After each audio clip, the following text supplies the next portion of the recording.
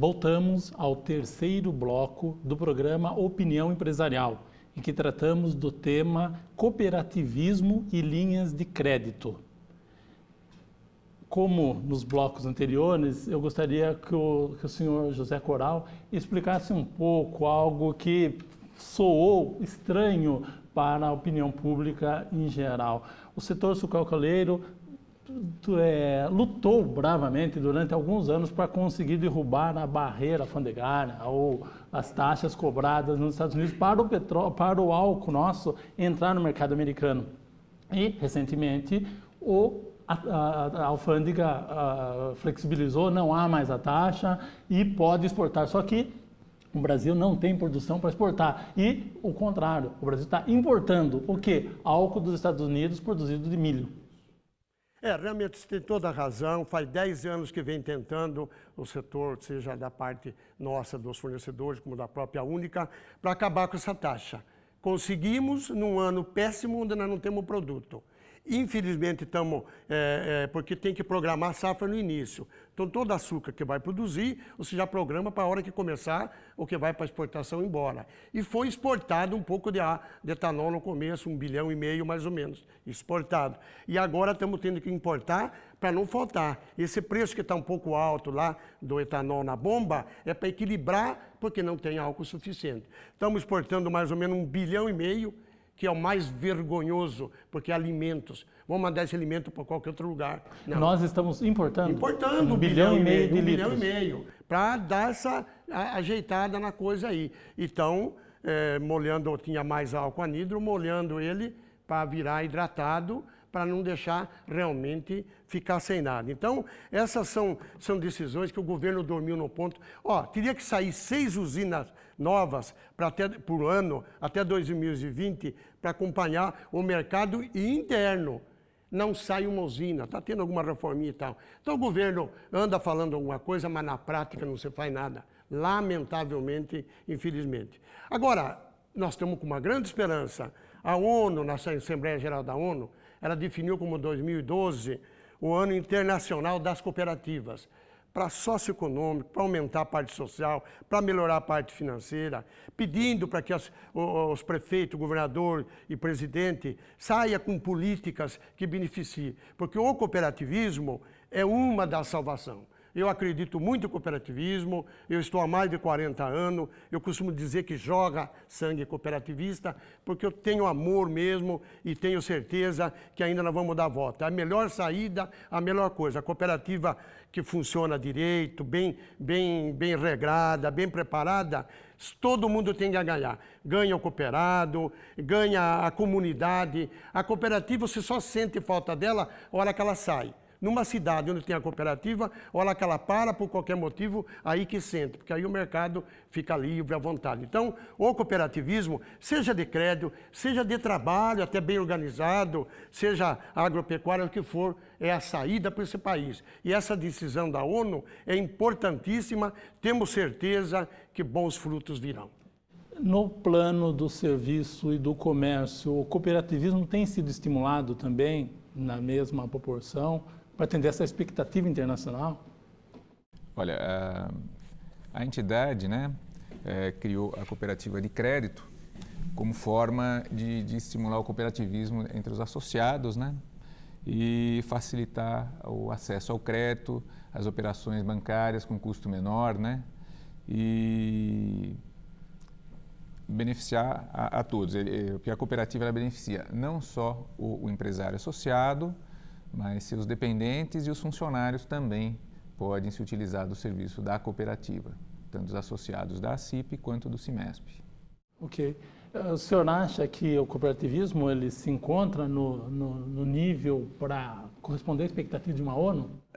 Eu entendo que precisa primeiro, aqui no Brasil sempre foi os 3 melhores negócios, quais foram nesses últimos anos, aí 30, 40 anos, sempre foi um banco grande, um banco médio e um banco pequeno.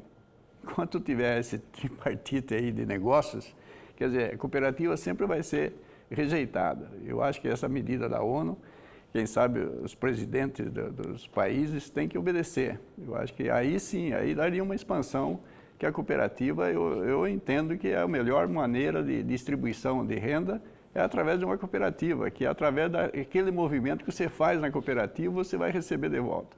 A ONU vem com esse movimento, mas o governo federal vai na contramão do movimento. Eu acredito que vai ter que ser temporário, por isso que eu tenho esperança. O governo agora vai ter que abrir os olhos, porque realmente são organismos que se respeitam e tal. Então, com uma decisão dessa da ONU, decidida em sua Assembleia Anual, tem tudo para caminhar. Agora, precisa realmente vontade dos nossos governantes e definir políticas certas para o cooperativismo. Muita coisa ainda está parada no Congresso, muita coisa que é ato cooperativo que não considera. Resolvendo esses problemas, auxilia e muito. A próxima safra vai ser também prejudicada em relação a essa complicação geral? Não tem dúvida, nós temos uma safra igual ao do ano passado ou inferior, por conta das condições climáticas e tal. Não acreditamos que vai ser tão ruim, que nós tivemos vendaval, que derrubou cana, perdeu muito. Nós tivemos florescimento da cana. Quando o ano que induz o florescimento, ela tira a sacarose da cana. Então, uma produção normalmente por hectare de 80 toneladas caiu para 68. O quilo de ATR, mais ou menos por tonelada, açúcar total recuperável, de 142 ou 140 quilos de média, caiu para 130 e pouco. Então, nós perdemos na qualidade, na produção, em tudo. E a próxima safra, como não deu para renovar, ainda estava difícil, indefinido, nós vamos ter uma safra curta. Então, nós vamos ter problemas novamente esse ano. Porque o carro flex, ele produz todo dia. E quem compra um carro flex, ele compra pensando no etanol. Nós temos aí um setor bastante prejudicado, mas nós temos também outros setores que estão se virando até que relativamente bem e se dando bem diante da economia nacional.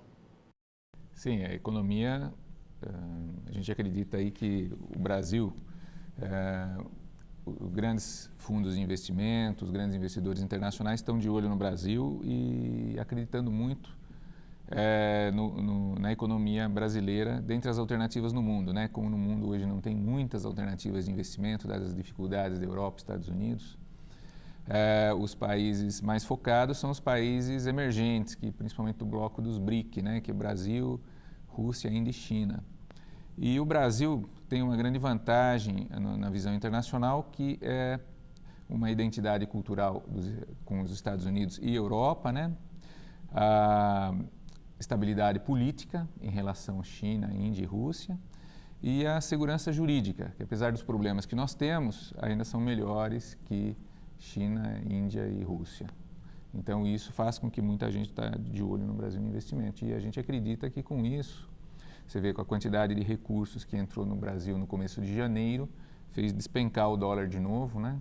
E continua entrando bastante recurso para o país. Ok. Em relação ao investimento externo no setor sucroalcooleiro, volta a ter otimismo ou continua estagnado? Não, eu entendo que antes de 2013, se não houver essas mudanças de políticas públicas adequadas, aí dificilmente vai ter nova usina implantada aqui no Brasil. Entendo que se não houver umas políticas como a gente está discutindo aqui, eu acho que o Brasil vai ficar ainda capengando no setor sucroalcooleiro.